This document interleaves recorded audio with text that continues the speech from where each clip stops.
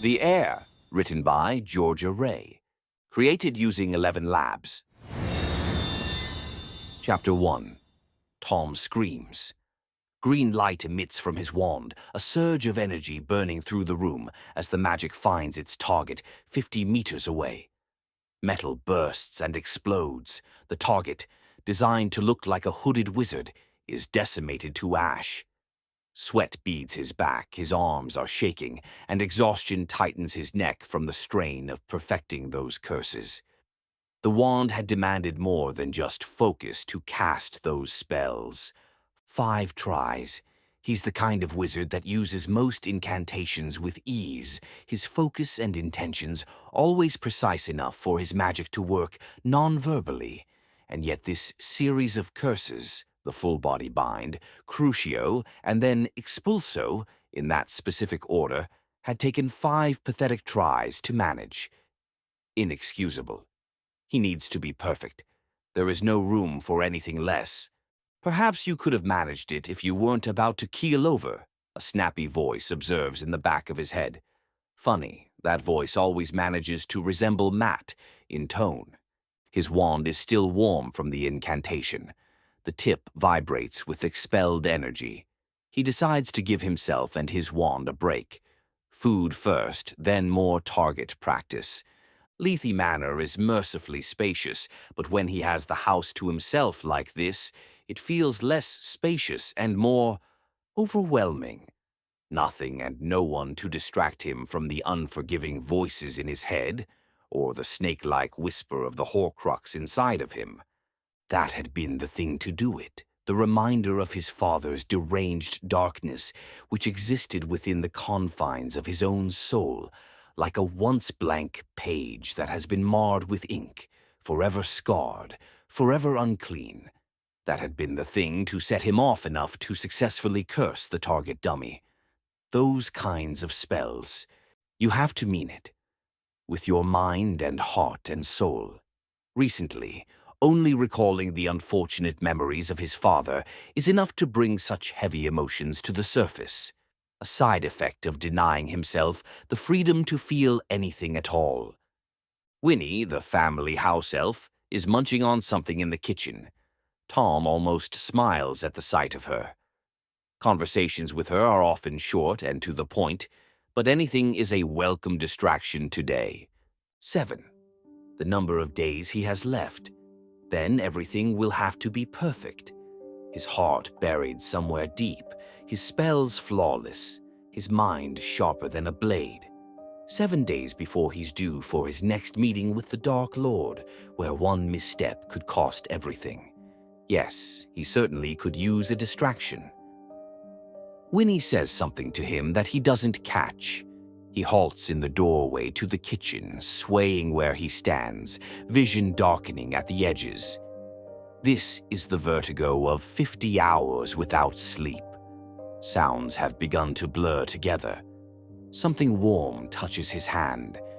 Winnie reaching for him, trying to keep him upright. "Are you sick, Sir Tom?" He shakes it off. "Just tired. Nothing to be concerned about, Winnie. I'd like you to cook up the ground beef in the fridge. There should be some potatoes for a shepherd's pie. I'll take it in the library." Her concern doesn't vanish, but she knows better than to press him. Instead, she busies herself with starting up the stove and gathering the food he's requested. Tom doesn't even have the energy to fully appreciate the peace of his library as he steps into the spacious chamber. 5-meter ceilings, prodigious shelves, leather and parchment and ink, illuminating windows. His favorite room in the house. He settles into the couch, midday light streaming through the back windows, and tosses his head back. He rests his hands on his stomach and allows his eyes to close, legs sprawled out in front of him. Just until the food is ready, he tells himself. Just until the food is ready. In the dream, he is still a student. 7th year, he hovers at the edge of a pier, the gloom of the black lake gazing up at him, warning of monstrosities beneath. A warm wind brushes through his school robes. Summer, he realizes. That's how he knows it's a dream. In reality, the chill of November has settled over the British Isles, something he remains aware of even in his dreaming. Arms flail desperately against the black water. Edward Flint doesn't know how to swim. He was good enough on a broom that people seem to forget about that fact. But Tom remembered. He filed the information away at a young age, on the off chance it might prove useful to him later. And it had. This isn't a dream. It's a memory. He should have known calling upon vulnerable emotions to cast that curse would have consequences. Now he's left to suffer the shadows of his unconscious mind, replaying moments he'd rather forget.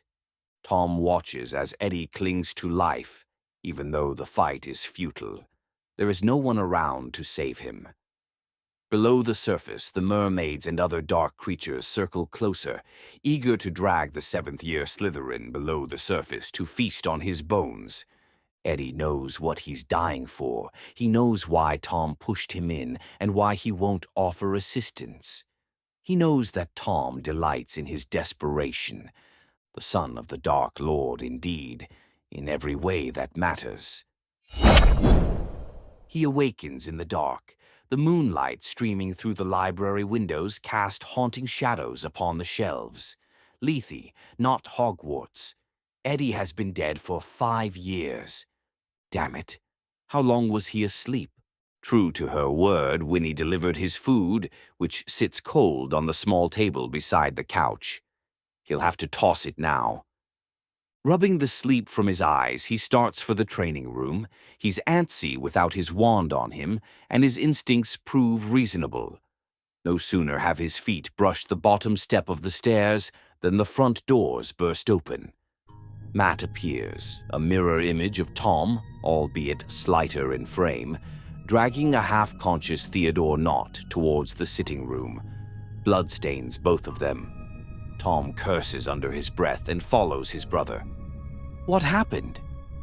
The disappointment is evident in his tone as he watches Matt ease Theodore onto the couch, which is just barely long enough for the boy's gargantuan legs. His eyes jump back and forth, unable to focus on anything, probably unable to see what's right in front of him. Poison. Tom would recognize the effects in his sleep. Matt is too out of breath to speak in full sentences, and whatever happened back at school has left him incoherent and shaking. The panic is obvious in his brown eyes. Tom grasps his brother's shoulder in an urgent, unforgiving grip. Matt, slow down. Tell me what happened. The Acromantulas attacked him in the Forbidden Forest. He came here, and I found him just outside the boundary. He barely told me that much before he passed out. Tom, tell me you have a potion for Acromantula poison. I can't lose. He can't even finish the sentence. It's Theo, Tom. We have to help him. Bloody idiot. Theodore's been a Death Eater for, what? 12 hours? And he's already delivered himself to death's doorstep. Matt really needs to pick better friends. But he's staring up at Tom with those pleading eyes, the ones that make Tom only see a scared, helpless baby swaddled in a blanket, screaming for his dead mother, and Tom knows he'll have to help, just to wipe that look off his brother's face. Matteo is his humanity. It is the only vice he allows himself, the only weakness he still clings to. He glances at Theodore, the boy's turning paler by the minute. He racks his brain, trying to recall what bits of information he knows about Acromantula poisoning. Then he tells Matt, the storage room. Whatever potions you need should be in there. The house will help you find the right ones. And if you know a good healer, get them here now. Matt holds on to Tom's every word before bolting from the room.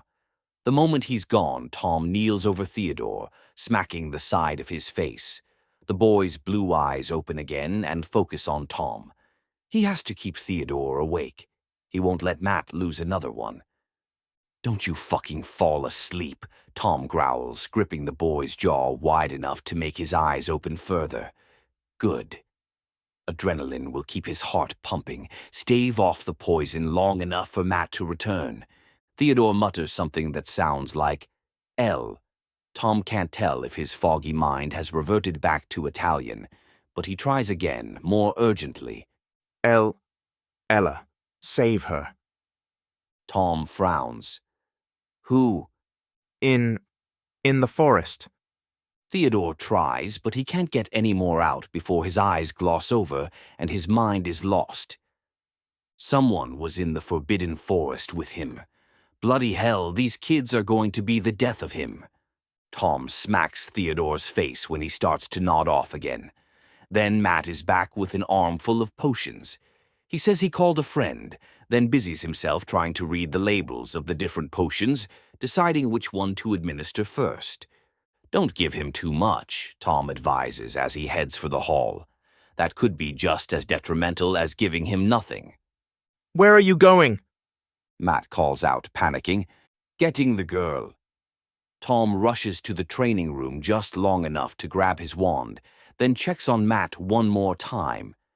Keep him awake, Matt. If he falls asleep, he might not wake up again. Then he's gone, heading for the stables. Nix is asleep when Tom finds him, but the Thestral shakes off his fatigue and is alert by the time Tom drags him out of the stall. It's a few gallops to reach the edge of the manor's boundary, and then Tom specters to Hogwarts. The self-designed branch of apparition magic proves convenient tonight when it delivers him right into the heart of the school. Normal apparition isn't possible within Hogwarts boundaries, but there is no defense against Spectre, as it's too new of an invention for anyone important to guard the school against it. He arrives right in the thick of it. The forest ground is not icy like he'd expected, but covered in fur, or more precisely, spiders. An army of them, far too many to count. Not even Tom can kill them all. Beneath countless hairy legs, screaming in pain, is a girl. Her blonde hair appears silver against the light of Tom's wand.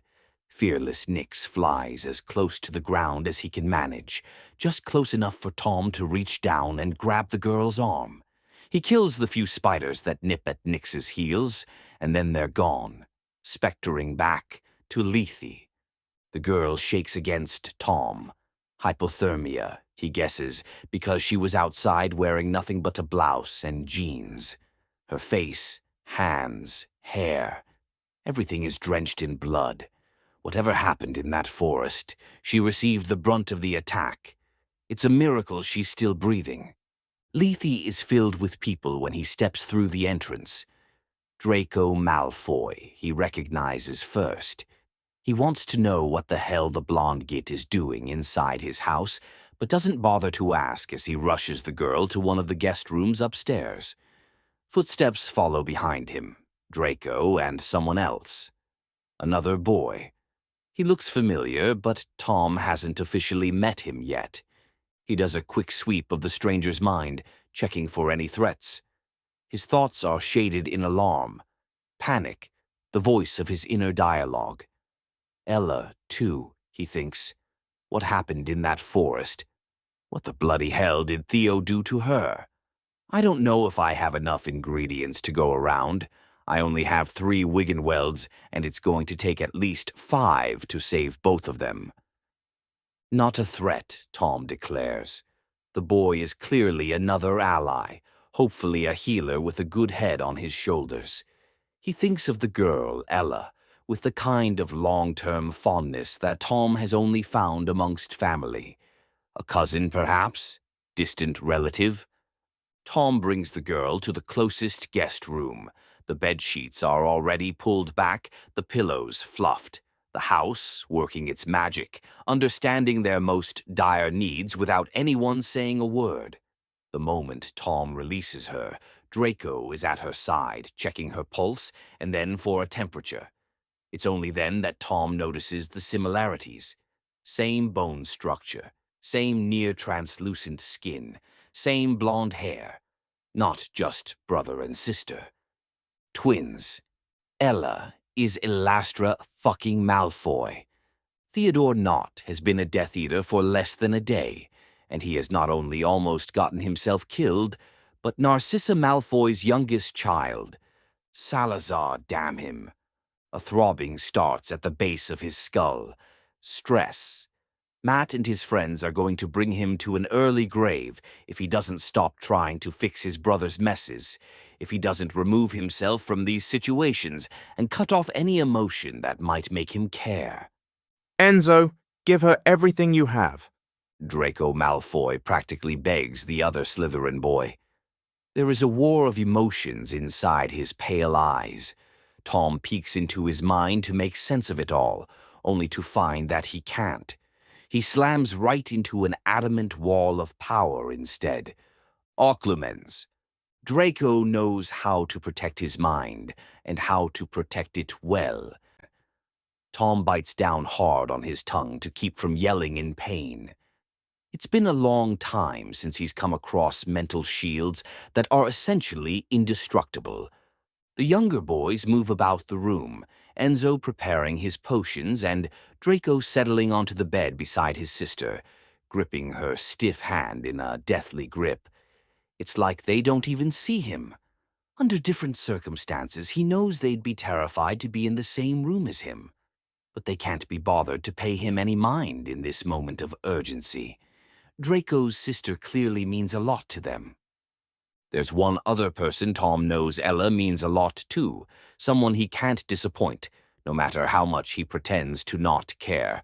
He wonders where she is, what she might be doing. It's been months since she stopped by Latha to check on him. Has she thought of him lately? Or has she been too busy being locked away in a dark manor of her own? Either way, he knows what must be done. A problem only he can take care of. Does she know? Tom asks Draco as he waits for the Wiggenweld potion to work on his sister. The boy doesn't seem to hear him. Tom hates to repeat himself. It's times like this when he wishes Draco had received the dark mark from him, simply so he could demand an answer. But Draco Malfoy's will remains his own, so long as the Dark Lord has no need of him. He doesn't answer to anyone else. Draco. Tom uses the commanding tone that is terrifying enough to make even Matt fall in line when he's feeling rebellious. What? The blonde snaps at him. Gray eyes meet his own, threatening to pierce right through his very skull. Ha! Bring it on, little snake. Does she know? He asks again. Does she know what? The only thing that I could possibly be interested in her knowing. Draco blinks once, twice, 3 times before figuring it out. He exchanges an uneasy glance with Enzo, and it's the latter boy who speaks up. Ella saw Theo's mark. Enzo confesses, wincing when Draco focuses his piercing glare on him. He continues to pull more files from a medicinal bag. What? You know there's no point in keeping this from him. He'd find everything out one way or another. Tom's powerful reputation has preceded him. Something swells in his chest. Pride, perhaps, but it's fleeting. And this isn't the time. He still needs information. What else does she know? Enzo opens his mouth, but one look in Draco's direction has him clamping his mouth shut. Tom decides he doesn't have time for this and returns to Enzo's mind instead. The answers are all there. Earlier this evening, Ella confronted her brother in his dorm room, where 5 of the Dark Lord's newest Death Eaters had gathered. She learned the truth about all of them. It's as bad as he expected. She knows too much. If she were anyone else, Tom wouldn't hesitate to obliviate her right now, but he hesitates. Decides this isn't his choice to make. Then he leaves the room, leaves the entire house behind, and specters far south, past the English border, landing in Wiltshire. 850 kilometers. It drains a considerable portion of his magic. By the time he arrives, he's lost hours. The sun crests over the horizon, spilling early dawn light across the surrounding greenery of the Malfoy property. Tom is forced to wait at the front gate. Since the Dark Lord's return, Lucius Malfoy has been wise enough to strengthen the security around the property. Tom waits for one of the house elves to bring news that he's requesting a meeting. A minute passes. 2. He begins to question if this is worth it. This simple courtesy trip has already costed him time he'll never get back, time he should have spent training and snuffing out any imperfections in his dueling technique. And there are who knows how many teenagers rampaging through his home, wrecking who knows how many rooms and making ridiculous bets with Matt. He's wasting his time here. Lethe shouldn't have been left unattended, not while Theodore and Matt are in the same vicinity. Before he can specter back north, though, the house elf reappears, announcing that Tom is welcome inside the property. He steps past the warded gate, holding back a disapproving grimace at the sight of the peacocks on the hedges, and strides for the front door. 2 warm arms envelop him the moment he enters the foyer. He's startled for a moment. Then he recognizes the sensation of these bony arms and gives her a pat on the back. He remains nonchalant, but on the inside some of his tension has eased, warmed into something calmer. At least he knows she's missed him now. How are you? Are you well? Narcissa pulls his face into her hands, examining him thoughtfully. Oh, Tom, I'm sorry it's been so long. I meant to visit for Matt's birthday, but... Lucius Malfoy appears at the end of the grand entrance, muttering Tom's name with the same amount of approval he'd give mud on his shoe. I assumed you'd be in Scotland, says the man of the house, nearing them with the walking stick that holds his wand. As I recall, that's where the Dark Lord has ordered you to station yourself. As much as he'd love to knock Lucius's ego down a few pegs, that isn't why he's come. Tom pays him no mind. Lucius, he learned at a young age, is like a spoiled poodle. Give him no attention and he simply withers. Tom's focus remains on Narcissa. Her eyes are red and puffy. Crying again. He says, "I've come to speak with you, Narcissa. It's about your children." You haven't answered my question. Tom is distantly aware that Narcissa is speaking to him, but he's too busy studying the walls of the family room to form a response. This is his favorite room in her grand castle of a home, solely because of the centuries and centuries of lineage carved into the walls. All 4 walls are designed to resemble branches of the Malfoy family tree, with names and faces that all swirl and curl and diverge from the topmost branch, which displays Lucius's great-great-grandfather and his siblings. He'd always found pureblood history interesting, not for his own sake, not so he could understand his place in the world, but because the Dark Lord is obsessed with it, with the power that comes from ancestry, and with the unspoken truth that he was born an unchangeable half-blood. There are different schools of thought about which family sits at the top of the sacred 28. Who is the most powerful? Who is the most noble? The Dark Lord insists it's the Gaunts. Narcissa raised Tom to believe it was the House of Black. Tom doesn't particularly care. He just needs to know everything about all of it in the hopes of having something to use against the Dark Lord when it really, truly matters. Tom, calls Narcissa on the other end of the room, settled comfortably into an armchair. He finally turns back to her. The contrasting shades of her hair blend into the blackened wood of the room. In this lighting, it isn't hard to picture her relations with Bellatrix Lestrange. "Yes?"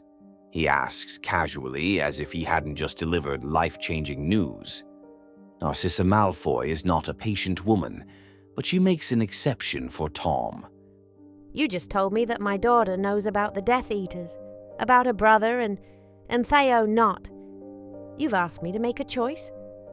Let you obliviate her memories or do it myself. But surely there's another option. I've come here as a courtesy to you because I respect our relationship, but make no mistake, I am not here as a friend. I am the Dark Lord's heir, and as such, I cannot let any loose ends slip through the cracks. My daughter is no loose end. Then look me in the eyes and tell me honestly that if I let her go, she won't run to Dumbledore or the Order or anyone who might be a threat to us the first chance she gets. Silence. She has a list of names, people she knows are Death Eaters. Not to mention she's been brought to Lethe. That is not her fault. You took her there, Tom. You're digging this hole yourself and forcing her to pay the price for it. I saved her life, Narcissa. If I had not brought her from the school, the beasts in the Forbidden Forest would be feasting on her corpse as we... All right. She turns away to conceal a shudder. He notes the change in her demeanor the moment an idea forms. When she looks back at him, her eyes have widened slightly, open windows to the heavy storm of her thoughts. Her inner dialogue has turned dark as a winter storm. What if there was another option? It's a testament to how much he values her opinion that he doesn't immediately shut any alternative down. You're worried she'll expose you all to the Order, yes? What if Lucius and I spoke with her, convinced her to... No. It would take less than 5 seconds for the Dark Lord to figure out what they've done, the terrible trick they've played, and punish them for it. He might even punish Tom for it. But he relents. There is another option, a way for her to get out of this with her memories still intact. But you don't want to hear it. Tom remembers the day Draco received his mark last summer, the agony that had rippled through Narcissa's mind as she watched the Dark Lord make a plaything of her son. The way she had veiled it all behind a mask of indifference, just as Tom had advised her to. He knows she won't survive that again. Her eyes gloss over with tears. She's usually rather skilled in hiding her emotions, but now she wears them on her sleeve. Tom knows it isn't just because she trusts him enough to lower her guard. Exhaustion weighs her down, strong enough that she can no longer keep up pretenses. Tom? She nearly whimpers. Please, she's my only daughter. I can't lose her too. Then tell me who you'd prefer to obliviate her, you or me, and this will all be over. She releases a shaky breath. He hasn't seen her this vulnerable in a long time. I will do it. Give me until next week, and it will be done. You can tell the Dark Lord that he has nothing to be concerned about. It's in both of our interests that this remains between us. Tell no one, not even your husband. The Dark Lord is not known to be merciful, and he will not start with this. He sighs, relenting an inch. But I will give you 5 days. She's still recovering from the attack, and I don't know how long it will take her to wake. I'll question her when she's ready, see what she knows, and then she's your responsibility. Do not mess this up, Narcissa. She nods once, wiping her eyes quickly. Tom approaches the door, only to hesitate. You've been crying again, he observes over his shoulder. She gives him her best attempt at a smile. I'm fine, Tom. I didn't ask if you were fine. He never wastes his time with pointless questions, especially when they're the type to be answered with lies of pleasantries. Has Lucius been good to you since his return from Azkaban? Lucius. She sighs, clearly struggling to hold back more tears. He loves me, but that love is hard to show in the midst of another war. Part of him is tempted to tell her that this war, like the last one, won't last forever. But he isn't certain that will bring her any comfort. She is the only person in the entire world that knows what he and Matt are, what they will have to do before this war can be put to bed. She is also the only person in the entire world that might actually give a damn about their fates. He merely nods and leaves her to heavy thoughts and lonely burdens.